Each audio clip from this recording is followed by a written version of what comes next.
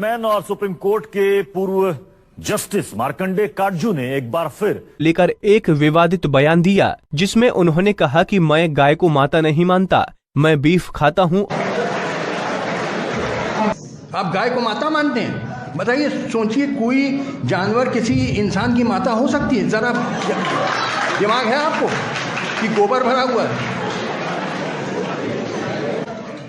आप में, मगर पगलेटी भरी हुई है।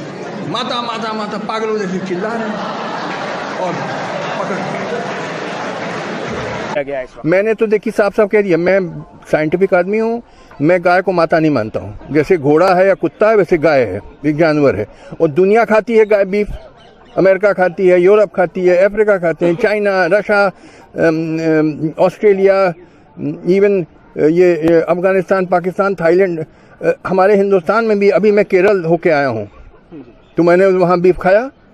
क्या कोई बुरी चीज़ नहीं है? दुनिया खाती है। आप वो सब बुरे लोग हैं, आप ही साधु संत हैं। हद कर दी पागलपन की। वो कहते हैं कि साहब गाय माता है क्योंकि वो दूध देती है पीने को।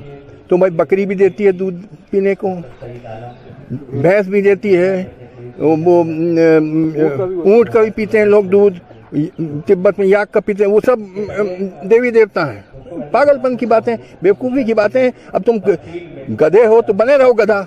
मैं गधे का इलाज नहीं मेरे पास। गाय को माता मानना और पूजा करना निहायत बेवकूफ़ी की बात है। गाय एक जानवर है, जैसे घोड़ा और कुत्ता होता है वैसे, उससे ज़्यादा मैं नहीं मानता हूँ।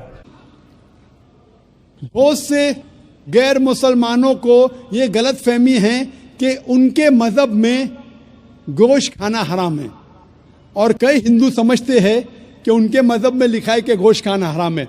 और आपने कहा कि हमारे धर्म में गोश्त खाना हराम है। भाई साहब, आपको आपके धर्म का इल्म कम है, इसीलिए मैं कहता हूं कि हिंदुइज्म जानने के लिए हिंदू की तरफ मत देखिए, हिंदू ग्रंथ का मुताला कीजिए। जब आप हिंदू ग्रंथ का मुताला करते हैं, लिखा है मनुस्मृति में चैप्टर नंबर 5 श्लोक नंबर 30 में, उसमें लिखा है कि ईश्वर ने कुछ जानवर बनाए खाने के लिए और कुछ जानवर को खा जाने के लिए।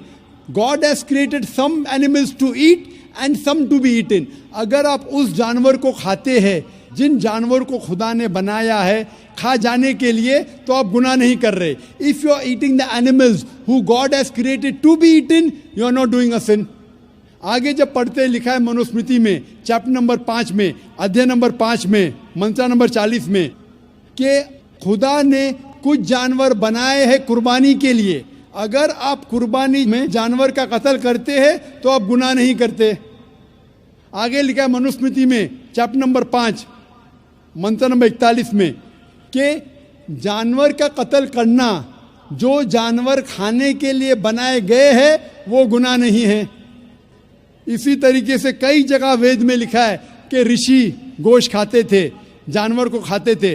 वक्त नहीं है डिटेल में बात करने का, लेकिन अगर आप महाभारत पढ़ेंगे अनुशासन पर्व चैप्टर नंबर 88, इसके अंदर युधिष्ठिर जो पांडव का एक भाई था, वो पूछता है भीष्म से कि हम यज्ञ में, पूजा में क्या खाना दे भगवान को, ईश्वर को, ताकि हमारे पुरखों को संतुष्ट मिले। तो भीष्म कहता है युधिष्ठिर से कि आप यज्ञ में अगर भाजी पाला देंगे तो हमारे बाप दादा 1 महीने के लिए खुश रहेंगे। अगर आप मच्छी देंगे 2 महीने के लिए, अगर आप खरगोश देंगे 3 महीने के लिए, अगर गोश्त देंगे तो 4 महीने के लिए, अगर आप बेकन देंगे तो 5 महीने के लिए, अगर परिंदे का गोश्त देंगे तो 6 महीने के लिए, अगर हिरन का गोश्त देंगे तो 7 महीने के लिए। पूरा मेन्यू है, माशाअल्लाह बड़ा मेन्यू है। उसके आगे लिखा है अगर आप गाय देंगे तो पूरे 1 साल के लिए हमारे बाप दादा संतुष्ट रहेंगे, और अगर गेंडा राइनोसरस देंगे तो 20 साल के लिए हमारे बाप दादा खुश रहेंगे। पूरा मेन्यू है। क्या चाहते हैं बोलो? मच्छी, खरगोश, क्या चाहते हैं बोलो? ये आपके ग्रंथ में लिखा है, मेरे ग्रंथ में नहीं। हमारे ग्रंथ में सब चीज खाने की इजाजत नहीं, सिर्फ वो चीज जो हमारे लिए हलाल है। इसी तरीके से बाइबल में भी लिखा है आप गोश्त खा सकते। अक्सर धर्म की किताबों में लिखा है कि आप गोश्त खा सकते हैं। आप मेरा अगर एक डिबेट देखेंगे जिसका मौजू था is eating non vegetarian food permitted और prohibited for a human being, क्या इंसान के लिए गोश्त खाना हलाल है या हराम है। और मैंने डिबेट किया था एक जैन के साथ जिसका नाम था रश्मिबाई झवेरी। वो इंडियन वेजिटेरियन कांग्रेस का सदर था, प्रेसिडेंट